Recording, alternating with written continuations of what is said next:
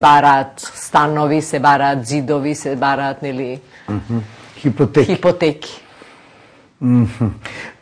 Како да кажем, модерно е да се напаѓат банките и сите ги напаѓат и така е. Банкарите се вид на луѓе кои ќе ви даваат чадор кој е сонце. Ако заврне, ќе го земат назад чадоре, така вели мој колега консултант, ќе ви рече се врне, сега ни треба нас. Дајте го назад чадор. Банкарите се интересни луѓе, јас имам кариера и во банкарството, имам разбирање и за банкарите. Банкарите, одговорноста на банкарите е пред се кон оние кои што вложиле пари во банките. Како такви, тие не се финансиски инструменти кои што треба да влетат во така наречениот сид или капитал во зародиш. Не се замислени да влетаат во првите фази на финансирање, кога се употребуваат трите Ф англиски. Family, friends и fools. Значи, семејството, пријателите и будалите би можеле во таа фаза на идеја, не уште не изработена, да ви влезат.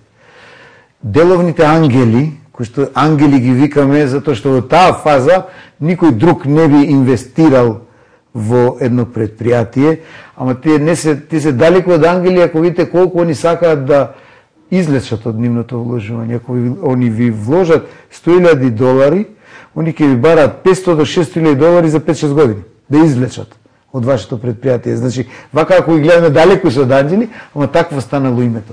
Тие се инструментите кои што доаѓаат во високоризичните индустрии. Се да не мешаме.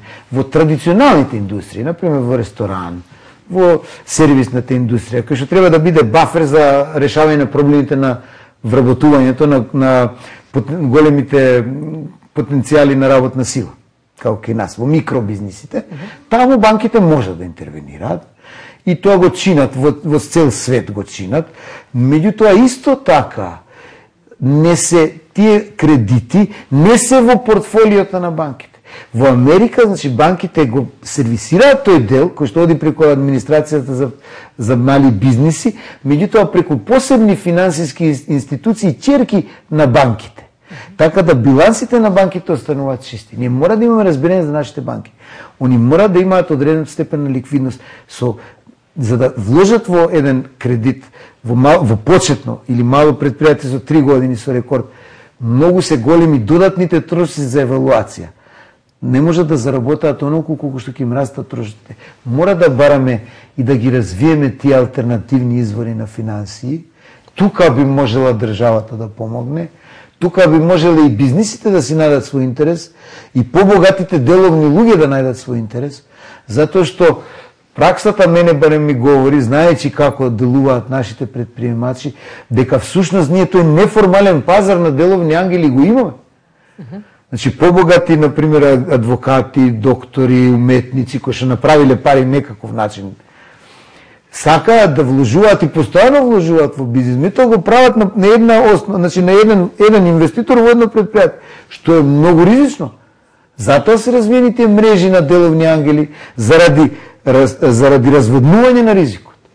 И може би, доколку има ентузијасти и били заинтересирани луѓе, да почнеме и кај нас тоа да го донесеме, ако ништо друго да го донесеме како гранка на некои афирмирани мрежи на деловни ангели во Шпанија, во Англија, во Соединетите држави имаше и има полно такви. Може би така да се почне и државата или банките, фондови за гарантирање на поедини сделки.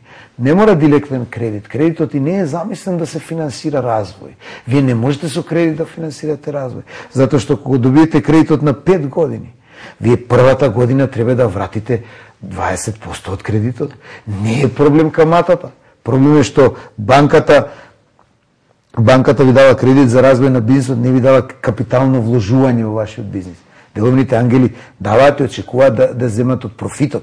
Они не земаат ако нема профит. Банката не прави тоа. Банката си го забара делот назад. Вечерва во Резе, универзитетски професор Нинко Костовски. Еве ја првата наша пауза. Може.